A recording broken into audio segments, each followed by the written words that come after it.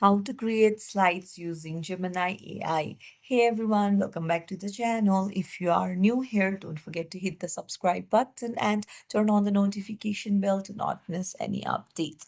So it's really simple to use AI nowadays in your Google Slides and then generate the perfect slide for you.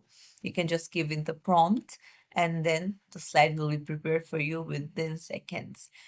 For that, you'll need to go to your browser and then head over to Google Slides. And you can see the Gemini icon in the top right corner beside your profile.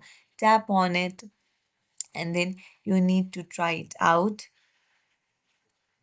and then you need to upgrade for more access to slides. And then once you upgrade, now you can generate your slides with just few simple prompts. You can even generate images, graphs, and more in your slides with the help with AI. So if you found this tutorial helpful, don't forget to like the video and subscribe to our channel. Thank you for watching.